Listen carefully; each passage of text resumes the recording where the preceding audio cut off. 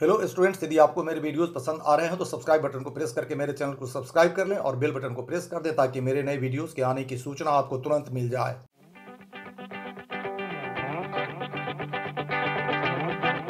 Hello students, मेरे YouTube channel पर आप सबका बहुत बहुत स्वागत है।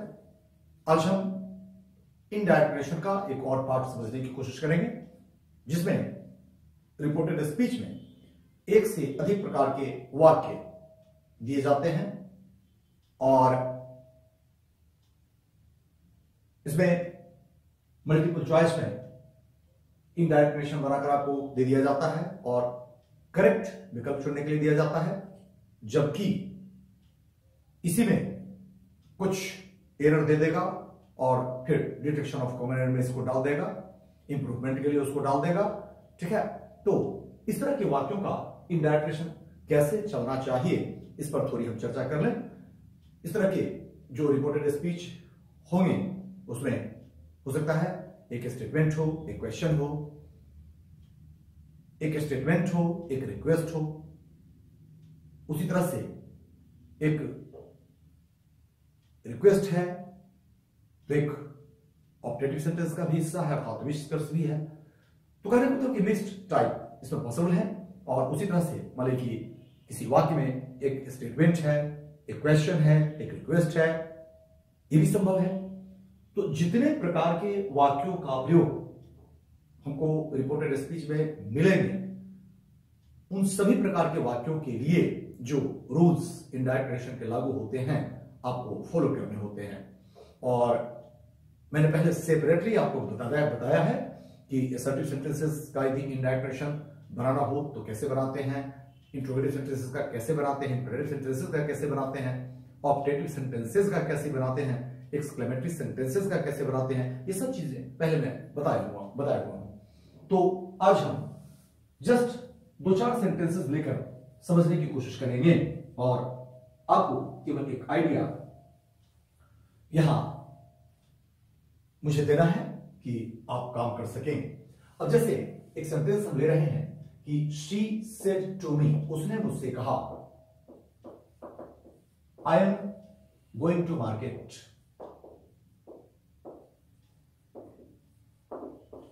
Where are you going? I am going to market. Where are you going? अब इसको आप समझिए। इस हिस्से में हम समझने की कोशिश करें तो यहां से यहां तक में हमारा असर्टिव सेंटेंस है, अर्थात स्टेटमेंट है। और इस हिस्से में हम समझने की कोशिश करें तो यहां हमारा इंट्रोगेटिव सेंटेंस है, अर्थात इसमें क्वेश्चन है। तो इसमें स्टेटमेंट है, उसमें क्वेश्चन है। अब यदि कहा जाता है कि इसको आप इनडायरेक्ट नरेशन में कन्वर्ट करें, इनडायरेक्ट नरेशन में चेंज करें, तो स्थिति क्या होगी कि इस हिस्से तक में हमको स्टेटमेंट वाले नियम लागू करने पड़ेंगे, अर्थात असर्टिव सेंटेंसेस वाले नियम लागू करने पड़ेंगे, जबकि इस हिस्से में हमको इंट्रोगेटिव सेंटेंसेस वाले नियम लागू करने पड़ेंगे। और यदि इसको हम तोड़कर समझने की कोशिश करें तो यहां 2 स्वतंत्र सेंटेंसेस में एक कैसे टूट सकता है कि she said to me I am going to market, एक सेंटेंस निकल जाएगा।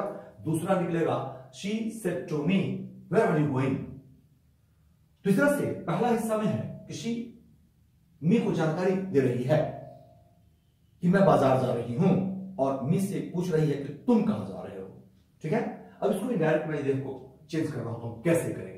तो ध्यान रखना है कि यहां said to, said reporting verb है हमारा to के साथ, ठीक है, प्रीपोजिशन के साथ। तो इसको हम पहला हिस्सा के लिए क्या करेंगे, इसको हम कहेंगे कि she told me, उसने मुझसे कहा। क्या कहा? I am going to market, that she was going to market। तो इस तरह से I को यहां हमने she में बदल दिया, am को हमने was में बदल दिया। ठीक है, तो I am बन गया she was। She told me that she was going to market, उसने मुझसे कहा कि वह बाजार जा रही थी। और सेकंड हिस्सा में क्या है, और पूछा। ये चीज यहां आना चाहिए, लेकिन परीक्षाओं में ध्यान रखिएगा कॉमन एरर इंप्रूवमेंट में ये प्रॉब्लम देगा। तो पूछा के लिए जो वर्ब आना चाहिए उसका इस्तेमाल आपके क्वेश्चन पेपर में नहीं रहेगा, अर्थात उसको मिस करा देता है। और वही डिटेक्शन ऑफ कॉमन एरर में उस हिस्से में आपसे उम्मीद करेगा कि एरर है तो एरर बताइए, इंप्रूवमेंट है तो इंप्रूवमेंट करने के लिए ऑप्शन दिया जाएगा, और यदि मल्टीपल चॉइस में है तो उसको गायब करके एक विकल्प दे देगा और एक में वर्ब जोड़ करके विकल्प दे देगा और कहेगा कि अब इन दोनों में फर्क करके आप फर्क करते हुए आप सही विकल्प चुनिए। तो जैसे यहां जो प्रॉब्लम देता है उसको पहले मैं मैसेज झलका देता हूं कि she told me that she was going to market and, और यहां सीधे दे देगा कि वेयर आई वाज गोइंग। अब हम समझने की कोशिश करें तो ये सेंटेंस तो हमारा पूरा हो चुका है, लेकिन इस सेंटेंसेस में क्या है, इस पार्ट में हमारा क्वेश्चन है और क्वेश्चन के लिए टोल्ड वर्ब का प्रयोग नहीं होता है ना। वहां पहले कहीं से पूछा, ये इसका तरह का वर्ब, इस अर्थ के लिए हमको वर्ब लेना पड़ेगा।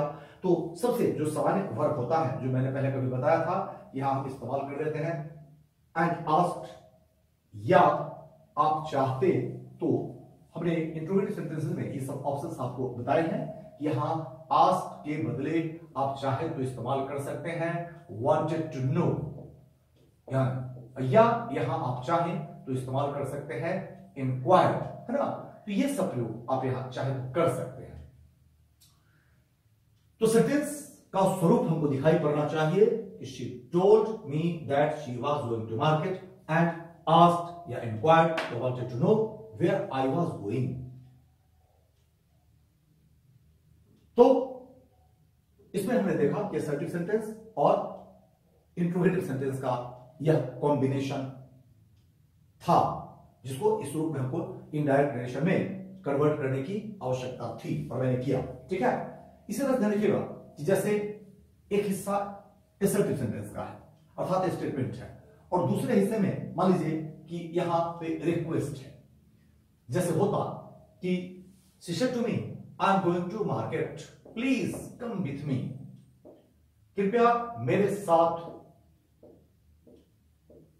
चले, कृपया मेरे साथ चलो। सिस्टम की जो भी हिंदी लेनी हो आप लीजिए, हाँ, है ना। ऐसे चले ये बेहतरीन हिंदी मानी जाएगी, क्योंकि कहीं ना कहीं से आप रिक्वेस्ट कर रहे हैं वहां। ठीक है, तो क्लियर है कि यह असर्टिव सेंटेंस है और ये जो हमारा है ये इंपेरेटिव सेंटेंस है। इसका मतलब हुआ कि फर्स्ट पार्ट हमारा असर्टिव सेंटेंस, इसमें असर्टिव सेंटेंसेस वाले नियम लागू होंगे, जबकि सेकंड हिस्से में हमारा इंपेरेटिव सेंटेंस है अर्थात उसमें इंपेरेटिव सेंटेंसेस वाले नियम लागू होंगे। अब हम ध्यान दें तो जैसे हम कहें कि शी टोल्ड मी, अब इसका इनडायरेक्ट कनेक्शन क्या बनेगा, she told me that she was going to market and, ध्यान रखिएगा यहां एक सावधानी बरतनी पड़ेगी कि जैसे इसके पहले हमने सीधे इस्तेमाल कर दिया था and asked where I was going, है ना। तो यहां सीधे हम नहीं कहेंगे कि रिक्वेस्टेड, बल्कि यहां ऑब्जेक्ट जोड़ना पड़ेगा। आस्क का प्रयोग बिना ऑब्जेक्ट का ऑब्जेक्ट के साथ होता है, लेकिन रिक्वेस्ट का प्रयोग ऑब्जेक्ट के साथ होता है। तो यहां हमको क्लियर करना पड़ेगा आई रिक्वेस्टेड मी, और मुझसे आग्रह किया किस चीज के लिए, टू गो विथ हर, अपने साथ जाने के लिए। ठीक है, तो कम यहां गो बन गया, टू गो विथ हर। तो इनडायरेक्ट कनेक्शन में हमारा सेंटेंस क्या स्वरूप ले लिया, इनडायरेक्ट कनेक्शन में स्वरूप लिया कि उसने मुझसे कहा कि वह बाजार जा रही थी और मुझसे आग्रह किया कि मैं उसके साथ जाऊं। ठीक है, तो हाँ रिक्वेस्टेड के साथ नहीं छोड़कर आपको सेकंड पार्ट को बताना पड़ेगा कि वो इंपेरेटिव सेंटेंस का हिस्सा है और इंपेरेटिव सेंटेंस का हिस्सा रिक्वेस्टेड मी के साथ आगे बढ़ेगा। इसी तरह से यदि किसी वाक्य में मान लीजिए कि स्टेटमेंट है, क्वेश्चन है, इंपेरेटिव सेंटेंस भी है, तो इसका मतलब हुआ कि जितना हिस्सा स्टेटमेंट है उस पर स्टेटमेंट वाले नियम लागू होंगे, जितना क्वेश्चन है उस पर क्वेश्चन वाले नियम लागू होंगे, और जहां पे रिक्वेस्ट ऑर्डर आदि है वहां पे रिक्वेस्ट ऑर्डर वाले नियम लागू होंगे। अब चलिए इसी सेंटेंस को थोड़ा सा हम एक कदम आगे बढ़ाकर तीनों हिस्से को हम जोड़ लेना चाहते हैं, तब देखिए कि कैसे सेंटेंस का स्वरूप आगे बढ़ता है। ठीक है, और जैसे इसी को हम कहते कि शी सेड टू मी, उसने मुझसे कहा, I am going to market, where are you going, please come with me. अब इसको समझिए। तो she said to me I am going to market, मैं बाजार जा रही हूं, तुम कहां जा रहे हो, कृपया मेरे साथ चलो। अब हम नोटिस करें तो ये हिस्सा हमारा निकल गया असर्टिव सेंटेंस का, ये हिस्सा हमारा निकल गया इंट्रोगेटिव सेंटेंस का, और ये हिस्सा हमारा निकल गया इंपेरेटिव सेंटेंस का। इसका मतलब हुआ कि इतना हिस्सा में ये असर्टिव सेंटेंसेस वाले नियम, इतना हिस्सा में इंट्रोगेटिव सेंटेंसेस वाले नियम, और इतना हिस्सा में इंपेरेटिव सेंटेंसेस वाले नियम, ये हमको लागू करके इनको संतुलित करना पड़ेगा, तब जाकर हमारा इनडायरेक्ट क्वेश्चन का वाक्य बन पाएगा, अन्यथा नहीं। ठीक है, तो चलिए अब थोड़ी जगह हम बना लेते हैं इसको इनडायरेक्ट में कन्वर्ट करने के लिए, इनडायरेक्ट में चेंज करने के लिए। तो यदि हम इनडायरेक्ट में इसको लेकर चलना चाहें तो कैसे होगा? कहना पड़ेगा कि she told me that she was going to market, उसने मुझसे कहा कि वह बाजार जा रही थी। आस्क्ड, पूछा, वेयर आई वॉज गोइंग। अब यहां जाकर हम एंड का प्रयोग करेंगे, क्योंकि जब एंड लगाना है तो उससे अधिक आइडियाज आपको एक साथ लेकर चलने हैं और एंड से जोड़ने हैं, तो अंत में एंड का हम प्रयोग करते हैं। उसके पहले जो भी आइडियाज हैं उन सबको हम लोग कॉमा से जोड़कर आगे बढ़ाते रहते हैं। ठीक है, तो एंड और अगला हिस्सा क्या बन जाएगा कि एंड रिक्वेस्टेड मी, और मुझसे आग्रह किया, टू गो विथ हर। तो ये हमारा इनडायरेक्ट क्वेश्चन बन जाता है कि फर्स्ट पार्ट के लिए टोल्ड, सेकंड पार्ट के लिए आस्क्ड, और थर्ड पार्ट के लिए रिक्वेस्टेड। ठीक है, तो इन तीनों वाक्यों को हमने इनडायरेक्ट रिलेशन में इस रूप में चेंज किया है। इसी तरह से यदि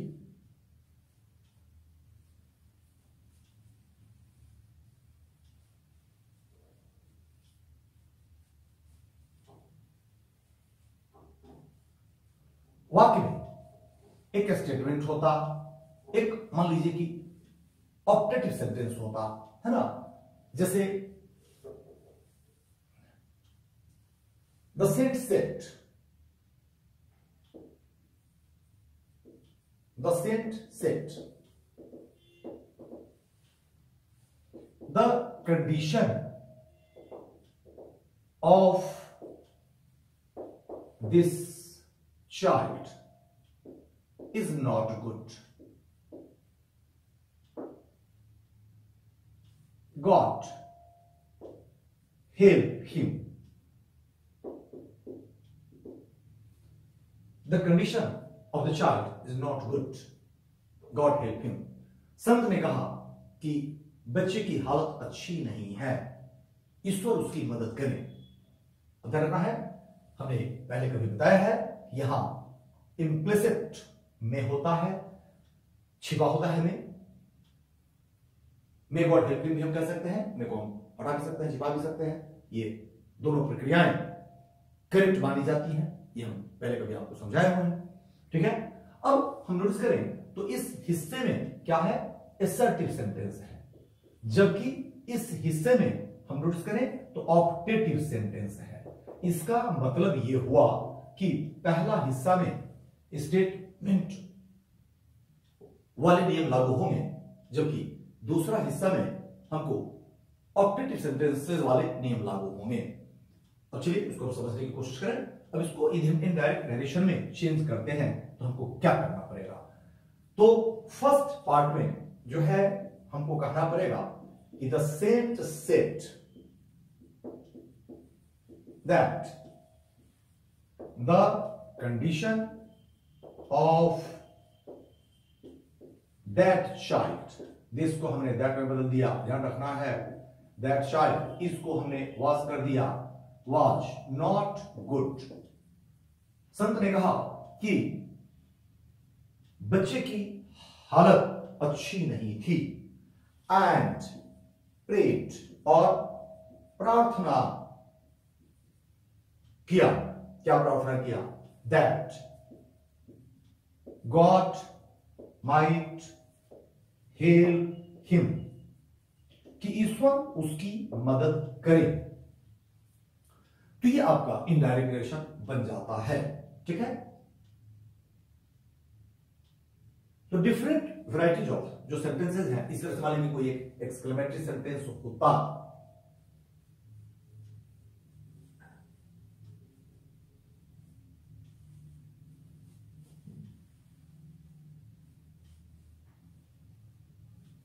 चलिए एक एग्जांपल हम वो भी ले लेते हैं. He said,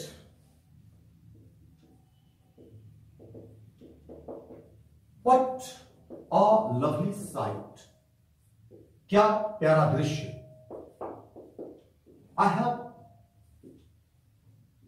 not seen such a lovely sight before. अब इसमें हम नोटिस करें तो आपको एक एक्सक्लेमेटरी सेंटेंस मिलता है, तो दूसरा क्या मिलता है? एसर्टिव सेंटेंस मिलता है. ठीक है. अब क्लियर है कि फर्स्ट पार्ट हमारा जो एक्सक्लेमेटरी सेंटेंस का है उसमें एक्सक्लेमेटरी सेंटेंसेस वाले नियम लागू होंगे. सेकेंड पार्ट में एसर्टिव सेंटेंसेस वाले नियम लागू होंगे. तो चलिए इसको हम समझने की कोशिश करें. अब इसमें ये क्या बन जाएगा? He exclaimed that it was a very lovely sight. वह चिल्लाया कि यह बहुत प्यारा दृश्य था. And said और कहा that he had not seen such a lovely sight before. अब चलिए इसका मतलब क्या हुआ कि यह डायरेक्ट प्रेशर में है कि उसने कहा what a lovely sight, क्या प्यारा दृश्य. I have not seen such a lovely sight before. मैंने इतना प्यारा दृश्य पहले कभी नहीं देखा है ना. तो अब उसको हमने डायरेक्ट प्रेशर में ले लिया. He exclaimed that, है ना, वह चिल्लाया कि it was a very lovely sight, कि यह बहुत प्यारा दृश्य था. और and said और कहा that he had not seen, उसने पहले कभी नहीं देखा था such a lovely sight before. उसने पहले कभी नहीं देखा था क्या? ऐसा प्यारा दृश्य. ठीक है. तो इस तरह से इसका यदि अब हम इकट्ठे एक वाक्य हिंदी के अनुसार हम ढाल के देखें तो क्या निकलता है कि वह चिल्लाया यह एक बहुत प्यारा दृश्य था और कहा कि ऐसा प्यारा दृश्य उसने पहले कभी नहीं देखा था. तो ये आपका इनडायरेक्ट नरेशन बनता है, निकलता है. ठीक है. तो इस तरह से डिफरेंट टाइप्स यदि रिपोर्टेड स्पीच में सेंटेंसेस के मौजूद हैं तो हर टाइप पर आपको ध्यान रखना पड़ेगा और उसके अनुरूप हर एक टाइप के अनुरूप नियमों को लागू करना पड़ेगा और तब जाकर आप ऐसे वाक्यों को इनडायरेक्ट नरेशन में ढाल सकते हैं, इनडायरेक्ट नरेशन में बदल सकते हैं. तो ये लास्ट पार्ट डिस्कशन का मैंने रखा नरेशन के संदर्भ में. इतनी चीजों को आप बहुत अच्छे ढंग से तैयार कर लें तो जो भी एग्जामिनेशंस में आपको प्रश्न नरेशन से संबंधित दिए जाते हैं, डिटेक्शन ऑफ कॉमन एरर में या इंप्रूवमेंट में या मल्टीपल चॉइस में, तो आप काम कर सकते हैं. ठीक है. और अगले लेक्चर में हम कोशिश करेंगे कि 2017 के जो एसएससी सीजीएल के